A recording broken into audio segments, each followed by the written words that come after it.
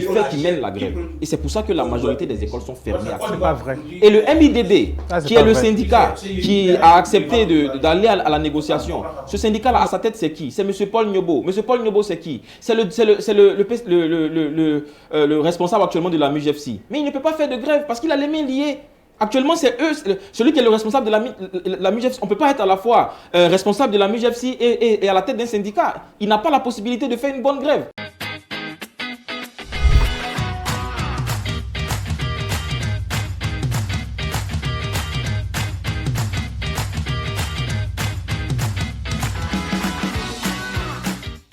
Bonsoir à tous, bienvenue dans ce Salon 24. Nous allons parcourir ensemble l'actualité nationale.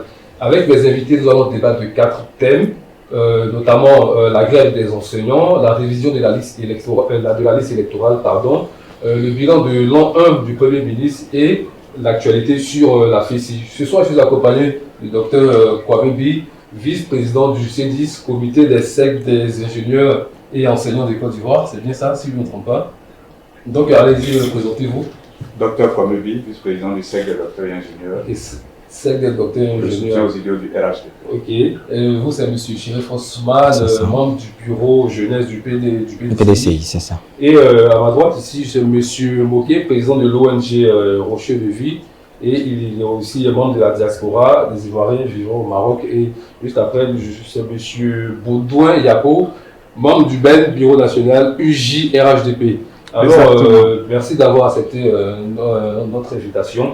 Alors, le premier thème dont nous allons débattre, c'est bien la grève des enseignants. Alors, les enseignants réclament, de ce que nous savons, de leurs différentes revendications, une prime trimestrielle. Alors, docteur Kwame, nous allons commencer avec vous. Que pensez-vous de cette actualité-là? Alors, moi, ce que je voulais dire par rapport à ça, nous sommes en train de préparer un dossier sur la question, parce que je pense qu'aujourd'hui, les gens, chacun s'élève et fait ce qu'il veut en Côte d'Ivoire. Alors que maintenant, nous sommes dans un pays de droit. Et donc, notre pays, là où nous sommes en train d'aller, on n'a pas droit à l'erreur.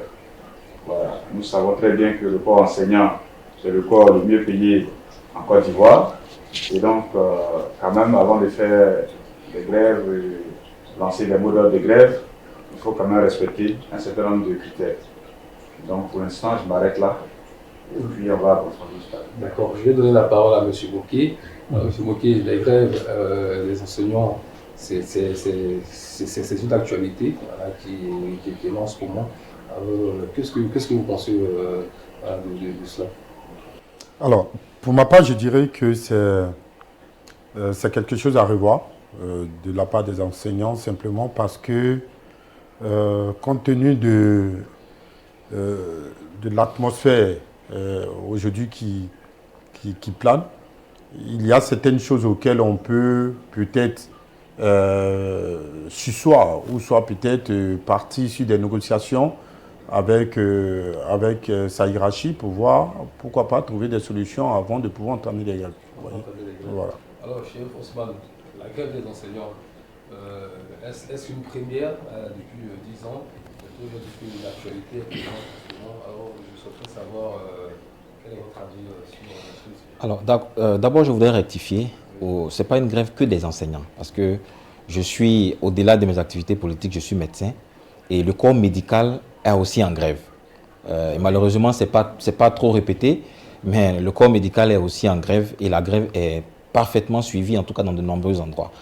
Il faut dire qu'en Côte d'Ivoire, ce gouvernement actuel, comme à son habitude, ne respecte aucun de ses engagements, mais souhaite que les autres respectent leurs engagements. Il y a eu un protocole de trêve sociale. Le gouvernement de Côte d'Ivoire a signé un protocole de trêve sociale 2021-2027 avec les fonctionnaires ivoiriens, leur demandant de surseoir aux grèves. Tous ceux qui sont fonctionnaires devraient surseoir aux grèves. Et en contrepartie, le gouvernement de Côte d'Ivoire devrait améliorer de façon continue l'ensemble des conditions de vie et de travail des fonctionnaires. Ce qui n'a jamais été fait de 2021 à 2027. Je vous donne un exemple très simple pour vous caricaturer ça. Lorsqu'il y a eu les états généraux de l'éducation, les syndicalistes ont envoyé 82 revendications. Ça se trouve dans le rapport des états généraux. 82 revendications ont été envoyées par les syndicalistes en 2021. Sur les 82 revendications, 7 revendications ont été retenues par l'État de Côte d'Ivoire. Et on s'attendait à ce que les 7 revendications soient réalisées. Dans les 7 revendications, seules 2 ont été réalisées. Donc, je conclue en disant que l'État de Côte d'Ivoire n'a pas respecté ses engagements. On ne peut pas accepter que de 2021 à 2027, 2 engagements seulement ont été réalisés. Le reste n'a pas été réalisé. Donc, ils ont raison de gréver. D'accord, nous allons revenir pour approfondir. Alors, monsieur Yapo, hier mardi 15 octobre, la grève lancée donc, par l'intersyndicale du ministère de l'Éducation nationale a donc débuté. Vous, en tant que membre du bureau de la jeunesse du RHGP, quel est votre avis sur cette actualité? D'abord, merci beaucoup pour l'opportunité de ce débat.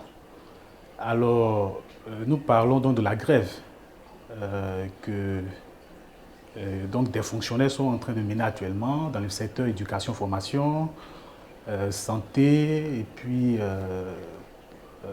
voilà. Protection sociale. Oui, quoi, protection sociale, etc. Mais cette grève, de manière générale, est totalement inopportune. Elle est inopportune dans le sens où le gouvernement a consenti assez d'efforts pour améliorer les conditions de vie des fonctionnaires de Côte d'Ivoire. Depuis son accession au pouvoir, le président Alassane Ouattara s'est donné pour mission d'assurer de meilleures conditions de vie et de travail pour l'ensemble des fonctionnaires de Côte d'Ivoire. Il y a eu donc beaucoup d'améliorations en termes de salaire. D'abord parce qu'aujourd'hui, quand vous voyez le contenu de leur grève, ils ne parlent pas de salaire, ils parlent de prime trimestrielle. C'est parce qu'ils sont unanimes qu'il y a eu donc de la valorisation, de la révalorisation donc, du salaire et qu'il faut passer donc à autre chose. Ce qui, bien évidemment, n'est pas donc à contredire ou n'est pas à leur dénier, parce que bon, vouloir une prime trimestrielle, on le demande, pour moi, on le demande qu'à celui qui est en capacité de donner. Donc demander une prime trimestrielle, en quelque sorte, c'est pas mauvais, mais la manière donc de procéder pour arriver donc à cette possibilité, parce que tout cela a des contraintes, a des implications budgétaires. Donc pour moi, la manière de faire, la manière de procéder, elle est totalement inopportune. C'est là la question. Alors je vais revenir sur cette info, sur les informations que nous avons, sur tout ce qui a été obtenu donc, par les travailleurs du secteur de l'éducation. Nous avons donc le déblocage des salaires, la révalorisation indiciaire des indemnités de logement, l'augmentation de la prime de transport et la location familiale. Donc ça, c'est selon les informations que nous avons. Donc, comme il dit, avec tous ces avantages et privilèges qui ont donc été obtenus, est-ce que cette grève-là, vous pouvez la comprendre à votre niveau? Non, c'est tout à fait normal que moi je ne veux pas la comprendre. Je peux la comprendre à la mesure où on me parle de primes trimestrielles. Et tout à l'heure, avant de continuer, je vais juste dire à mon frère Osman que ce n'est pas 2 revendications que l'État a. On peut les citer. Sur la question de la revendication, nous allons dire, mais simplement. Oui, on peut les citer. Le journaliste en a cité plusieurs. Donc je veux dire, on ne peut pas aller loin dans ça, mais il faut simplement comprendre que depuis que le président Ouattara est venu au pouvoir, il a fait d'énormes efforts. C'est-à-dire qu'il a toujours été aux côtés des fonctionnaires, pas seulement des enseignants, mais pratiquement tous les fonctionnaires. Et il a toujours fait ce qu'il faut. Même les retraités, aujourd'hui, ils ont revu leur situation. Donc je me dis qu'on ne peut pas s'asseoir pour dire non, on veut une prime trimestrielle et pour cela, on met nos enfants dans les difficultés. On ne peut utiliser. Pourquoi ils ne pouvaient pas demander ça pendant qu'on est en congé ou en vacances? Et puis c'est maintenant que les syndicats, ils sont heureux, chacun se lève parce qu'ils ne veulent pas justement. Il y a des mains, moi quand je regarde ça, je vois des mains politiques derrière l'affaire et nous ne pouvons pas l'accepter. D'accord, ok. Donc il y a donc une politisation de cette affaire. Alors, Chérif Osman, vous nous dites qu'il y a eu seulement 2 revendications sur une dizaine qui ont été donc prises en compte par l'État. Mais comment se fait-il donc que cette grève à 80%, voilà, selon les informations que nous avons toujours, n'a pas été suivie par la majorité? Mais c'est faux. Les informations que vous avez sont très fausses. Et je rappelle encore que les salaires que vous avez publiés sont très faux. Et nous sommes en Côte d'Ivoire. Nous n'avons pas publié des salaires. Non, je parle de la page. La page a publié des salaires qui sont très faux. Et ça, c'était important pour moi de le rectifier. Je veux rappeler une chose simple. Si je vous demande à vous aujourd'hui quel est le salaire du président de la République, vous ne me donnerez pas le salaire du président de la République. Vous savez pourquoi? Parce que ça n'a pas été publié. Si je demande à M. Yapo, aujourd'hui Baudouin, de me donner son salaire parce qu'il est député, il ne va pas me donner son salaire. Vous savez pourquoi? Parce que ça n'a pas été publié. Vous savez qu'en Côte d'Ivoire, c'est le seul pays pratiquement en Afrique où un président de la République ou un gouvernement se lève pour venir donner le salaire de certains fonctionnaires. Et beaucoup de salaires qui ont été donnés ne sont pas respectés dans la réalité. Je prends à témoin tous les téléspectateurs qui nous suivent ici, tous les médecins.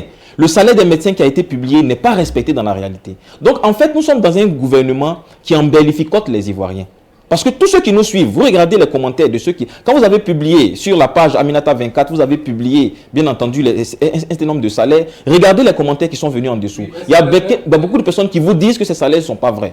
Donc c'est de la manipulation. Même le fait de dire... Excusez-moi, j'ai oui. l'information dont nous avons publié la source. Oui, la source qui était Fraternité Matin. Voilà, je ne parle pas de vous en tant que Aminata 24. Pour revenir sur donc, la question de la grève des enseignants. Donc ici, nous avons donc cette information qu'il y a eu un déblocage des salaires depuis 25 ans, la révalorisation indiciaire, les indemnités de logement, l'augmentation de plus de transport. Excusez-moi. Non, en tant que journaliste, le travail que vous faites n'est pas bon. Je vous rappelle que il faut aller sur les nombres de revendications qui ont été faites et lesquelles des revendications ont été données.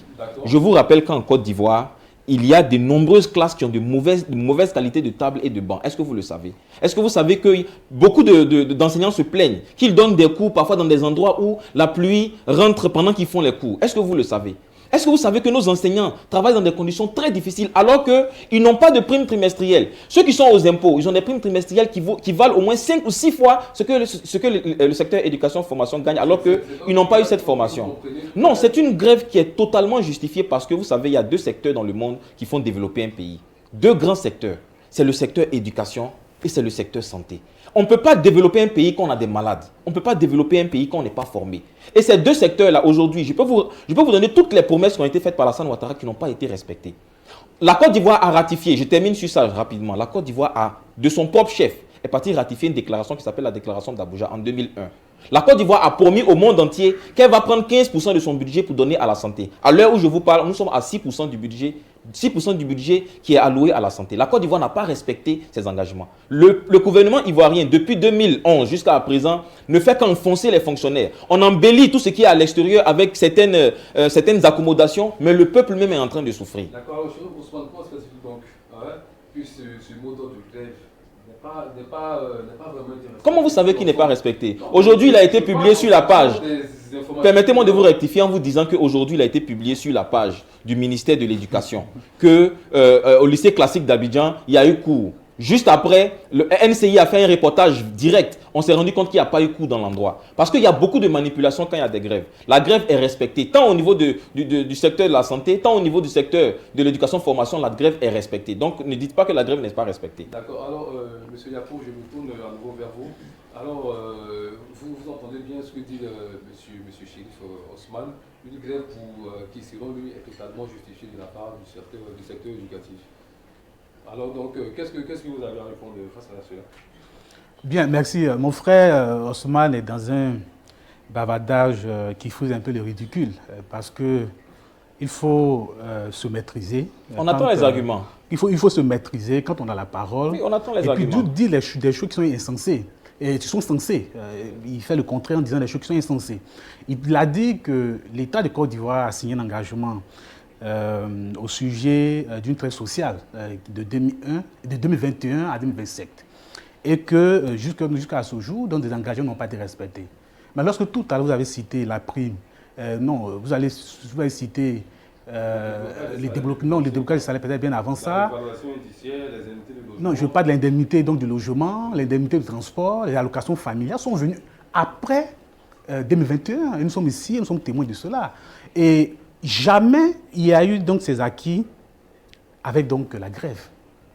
Lorsqu'on peut parler donc de révalorisation des salaires au niveau donc des enseignants, mais c'est une réalité. Les enseignants savent très bien que le salaire qu'il avait, l'enseignant sait qu'il savait que le salaire qu'il avait en 2010 n'est plus le même actuellement. Ça, l'enseignant ivoirien qui nous suit actuellement le sait, que le salaire qu'il avait avant 2012 n'est pas le même aujourd'hui. Ça a augmenté. Et donc, quand on parle d'allocation familiale, au prorata du nombre d'enfants qu'un fonctionnaire peut avoir, quand on parle d'amélioration des salaires, donc d'indemnité du logement, du transport, mais ce sont des acquis qui n'ont pas été faits avec donc, la grève. Et tous ces efforts consentis par le président Alassane Ouattara, et je vais lui dire qu'il ait du respect pour la personnalité du président Alassane Ouattara. Vous dites Alassane Ouattara, ce n'est pas son ami, qu'il ait du respect. Dans tous les pays du monde, on appelle le président avec son nom. Dans tous les pays du monde. Non, juste pour le rappeler. On dit Emmanuel Macron sur les débats en France. Ici, nous sommes en Côte d'Ivoire. Oui. Et ici, nous sommes en Côte d'Ivoire. Il faut du respect pour la personnalité du président Alassane Ouattara. Mais je vais vous dire, nous savons ce que c'est le programme de recherche. Il est membre du PDCDA.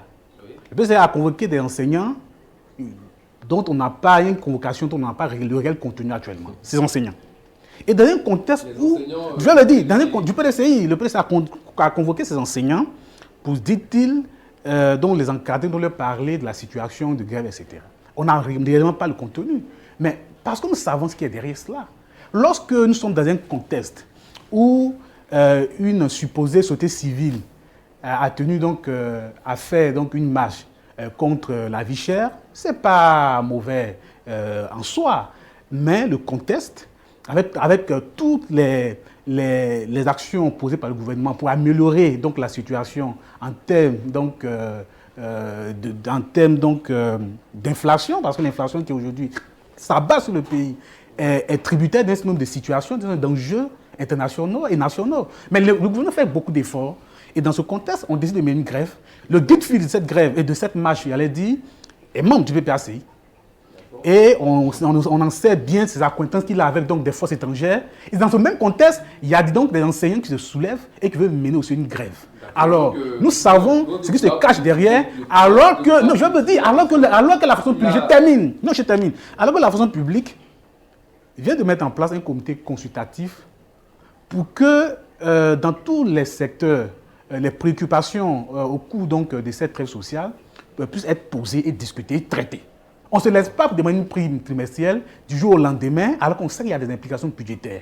Et là, cela donc traduit donc, la face cachée donc, de cette marche et de cette grève, et nous sommes là pour en dire plus.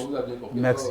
Monsieur Moké, qui est membre de la société civile, donc selon vous, comment les enseignants doivent tous se prendre pour réclamer cette prime-là? Alors moi je pense qu'en toute chose, que ce soit au niveau du PDCI ou du RHDP, il y a le président Félix Houphouët-Boigny qui disait très souvent il faudrait s'asseoir pour discuter. Et je pense qu'en toute chose, il y a toujours la place de la discussion. Certainement que ils ont été appelés, selon les informations que j'ai reçues, les enseignants ont été convoqués pour des échanges dans ce sens, mais malheureusement, ils ont refusé d'y aller.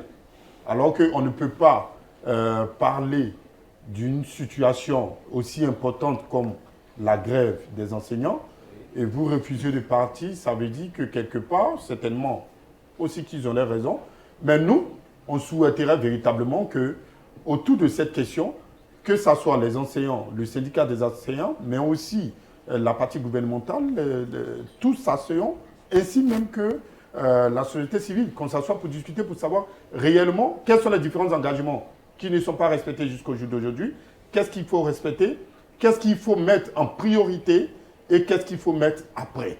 Ça, c'est très important aussi. Docteur Kwame, je vais revenir vers vous, allez nous poser votre avis sur la démarche à suivre, voilà, pour donc avoir ces revendications. Oui, Ousmane, je vais poser une question à Cheikh Ousmane.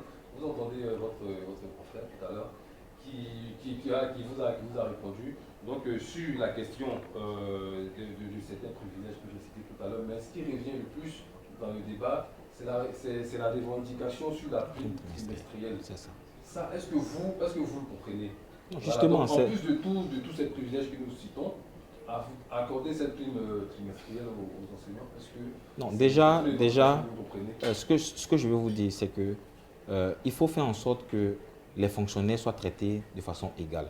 Le problème avec ce gouvernement, c'est qu'on privilégie certains et puis on détruit d'autres. On privilégie ceux qui, en réalité, n'ont pas besoin d'être privilégiés. Est-ce que vous savez qu'aujourd'hui, les agents des impôts ont des primes trimestrielles qui avoisinent pour certains environ 1,5 million à 2 millions par chaque 3 mois. Et ce sont des réalités. Des agents qui ont le même niveau en termes de fonction publique, ils ont le même niveau que certains agents qui sont aujourd'hui dans le secteur éducation-formation. Il faut dire qu'ils n'ont pas le même salaire. Hein. Non, je parle de la prime. En fait, la prime, quel est le nom de la prime? La prime s'appelle une prime d'incitation au travail. C'est une prime d'encouragement, si vous voulez. Alors, quand on parle de prime d'incitation, une prime de travail, alors quel est le travail que ceux qui collectent les impôts font de plus que ceux qui enseignent nos enfants, ceux qui sont la base du secteur éducation? Qu'est-ce que ceux-là font de plus pour avoir une prime à ce niveau et puis ce secteur ne l'a pas? Alors, moi je dis clairement que le problème avec ce gouvernement, c'est que c'est un gouvernement qui est sourd. Je le dis et je le répète. Le gouvernement a même reconnu, je peux vous montrer certaines interviews de Anne Désiré Oloto qui répète que les enseignants ont droit à la prime trimestrielle. Elle-même reconnaît. Ce que nous souhaiterions comprendre, il y a un mot d'ordre qui est dénoncé. La majorité des enseignants se sont donc opposés. Vous avez fait quelle enquête pour cela? Non, mais je reprends les informations. Allez-y, terminez votre question, mais ce n'est pas vrai. Les enseignants ont donc exprimé leur opposition à la grève prévue les 15, 16 et 17, comme ils l'ont déclaré le 13 octobre à l'issue d'une réunion avec la ministre de l'Éducation, Mme Mariatou Koné. Donc il y a une bonne majorité qui s'oppose à cette... Non, il y a un syndicat qui s'appelle l'ISMENA, qui est l'intersyndical des agents du ministère de l'enseignement supérieur. C'est l'intersyndical le plus important. Donc, celui qui connaît bien le secteur éducation-formation, c'est que c'est ce syndicat-là qui mène la grève. Et c'est pour ça que la majorité des écoles sont fermées actuellement. C'est pas vrai. Et le MIDD, qui est le syndicat qui a accepté d'aller à la négociation, ce syndicat-là, à sa tête, c'est qui? C'est M. Paul Nyobo. M. Paul Nyobo, c'est qui? C'est le responsable actuellement de la MUJFC. Mais il ne peut pas faire de grève parce qu'il a les mains liées. Actuellement, c'est eux, celui qui est le responsable de la MUJFC. On ne peut pas être à la fois responsable de la MUJFC et à la tête d'un syndicat. Il n'a pas la possibilité de faire une bonne grève. Voilà pourquoi eux, ils ont accepté d'aller négocier avec le ministère. Mais tous les enseignants, en tout cas la majorité des enseignants que nous on connaît et qui nous font des retours aussi. Je n'ai pas de pourcentage. Non, je ne peux pas donner de pourcentage sur ce plateau. Mais je vous dis simplement que les 80% ont été faits sur quelle enquête? Parce que je vous donne une information simple. Est-ce que vous savez que NCI a contredit le ministère avant-hier? Est-ce que vous savez? NCI a publié son reportage dans un lycée classique où il n'y avait pas du tout de cours, alors qu'ils ont publié que là-bas, il y avait des cours. D'accord. Alors, je reviens vers vous, docteur Kwame. Bon, comment selon vous, les enseignants doivent se prendre pour réclamer cette revendication? Je suis un peu choqué parce que par les propos de mon frère. C'est réciproque. C'est un choc réciproque. Doucement. Pardon. Je veux dire, le truc est simple. Pour une question de motivation, c'est-à-dire pour une question de prime de motivation. Oui. Je ne parle pas de salaire. Oui. On parle de prime de motivation. Qu'est-ce qui motive le fait que pour une question de prime de motivation, on arrête le travail? Non, mais attends. En dehors, juste une petite question. Quand on a une revendication pendant longtemps et qui n'aboutit pas, qu'est-ce qu'on fait? Je veux dire, c'est une doléance. Ça ne peut pas être une revendication qu'on va prendre et en faire un sujet d'arrêt du travail. Non, c'est inconcevable. Dans aucun pays sérieux, on ne peut faire cela. Je viens encore. J'ai dit tout à l'heure que l'affaire, moi je la vois politique, tranquillement. Pourquoi? Parce que là, vous voyez, aujourd'hui, le MIDD est rejeté du travers de la main parce qu'on estime que, écoutez, il ne fait plus notre affaire. Il a mené des combats et il a eu des résultats. Donc on ne peut pas aujourd'hui leur dire qu'ils ne sont plus là. Ça, c'est un autre fait. Mais quand on prend un parti politique, on n'a pas dit, comme mon frère l'a dit, on n'a pas dit qu'il ne peut pas recevoir les enseignants et tout ça. Mais quand vous finissez de recevoir vos enseignants et qu'on se retrouve dans une grève qui n'a pas de tête, je crois qu'il y a un problème. Et maintenant, quand il dit qu'il faut traiter les fonctionnaires de façon égale, dans quel pays on a vu, ou dans quelle entreprise on a vu que tous les salariés ont le même salaire ou ont les mêmes primes. Ça n'a jamais été.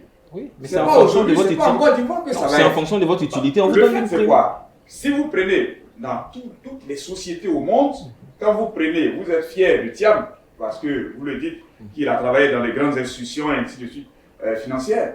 Nous sommes fiers de notre président parce qu'on sait qu'il a travaillé dans ce genre d'institutions et il a dépassé au niveau africain. Il n'y a pas de choses. Mais je veux dire, c'est quoi? Vous ne pouvez pas dire à quelqu'un qui garde l'argent, ta prime est moins que celui qui travaille l'autre côté. Il y a des choses qui ne vont pas. D'accord. Je veux dire, il faut comprendre ça. Garder l'argent, c'est plus important que soigner des gens. Et je suis d'accord. les téléspectateurs nous suivent. J'espère qu'ils vont en décider en 2025 les aussi. primes, le président a donné plein de primes. Plusieurs primes. Prime de logement, prime de... Il a fait, il n'y a pas longtemps. La prime principale, c'était la prime trimestrielle. On dit non, on veut être motivé. Oui, je veux être motivé. Justement. Mais c'est le fond. C'est par rapport au travail que vous faites que votre employeur vous motive. D'accord, donc c'est ça la prime. Vous prenez l'enseignement, je viens. Vous prenez tout ce qui est infrastructure, comme il a parlé de tabac, d'école et tout ça. C'est pas le président Ouattara qui a créé la Côte d'Ivoire. Je suis désolé. La Côte d'Ivoire existait déjà. Le président Houphouët-Boigny a mis les bases de ce pays-là, de cette nation. Et la manière dont la Côte d'Ivoire fonctionnait, le président Ouattara est venu trouver de cette façon-là. Dieu merci, aujourd'hui, il est en train de changer les choses, mais on ne veut pas le laisser travailler. Tout à l'heure, il a parlé de la santé. Il a parlé de quoi? Quand on prend 2012-2016, le président Ouattara a multiplié par 2 le budget de la santé. Quand on arrive en 2024, le budget qui était de pratiquement 100 et quelques milliards, nous sommes aujourd'hui à plus de 1600 milliards. Donc il y a des choses. C'est faux. Il ne faut pas mentir. Non, les chiffres sont faux. Hein. Il faut le dire. Les chiffres sont faux. Oui. Voilà. Non, juste que les chiffres sont faux. Les chiffres qu'il a donnés sont très faux. Sont très faux. Qu'est-ce que vous dites? Quand on construit des CHU, quand on construit des centres de santé, quand on met des... Écoutez, monsieur Ousmane, pas de ça. Il y a une évolution claire et visible dans le secteur de l'éducation. Nous allons revenir sur ces chiffres-là. Alors, il y a une transformation. Est-ce que vous êtes plutôt d'accord avec ce que dit Tout à fait d'accord. Tout à fait d'accord. Tout à fait d'accord. C'est de la politisation et le contexte est bien connu. C'est une grève bien préparée. Parce qu'à l'approche de 2025, il faut organiser une sorte de fonds social pour amener donc des Ivoiriens donc à être contre le pouvoir en place. Et ça, c'est le fait du politique. Et nous savons ce qu'ils sont en train de faire. Et parce que nous savons ce qu'ils sont en train de faire, nous ne nous laissons pas distraire. Osman est en train de dire que les chiffres qu'il est en train de donner sont faux, mais les Ivoiriens savent que c'est lui qui est le donneur de faux chiffres. Et ça, c'est connu de manière... C'est connu, il est le donneur de faux chiffres. Vous avez dit 1600 milliards. Il est le donneur de faux chiffres. Mais je vais vous dire qu'aujourd'hui, le budget de l'État de Côte d'Ivoire tourne autour de 15 000 milliards. Oui. Le budget de l'État de Côte d'Ivoire. Oui. Et le secteur santé à combien? Mais le secteur santé, je n'ai pas une idée nette à l'instant où nous parlons. Donc vous venez à un débat sans avoir une idée nette, c'est pas la peine d'y venir. Non, mais je vous dis, mais je suis sérieux. Non, écoutez. Mais et le secteur éducation-formation, il faut qu'il sache son gouvernement a donné combien? Non, je suis en train de parler. C'est moi qui ai la parole, Ousmane. Non, je veux juste savoir, vous êtes venu à un débat. Quel est l'argent que votre gouvernement donne au secteur éducation-formation? Dites-le nous. Je suis en train de parler. Non, je suis en train de parler. Je suis en train de vous dire que si nous sommes aujourd'hui, là où nous étions à 3 000 milliards autour de 2012, si nous sommes aujourd'hui à 15 000 milliards, ça veut dire que dans tous les secteurs, il y a une augmentation en termes de budget.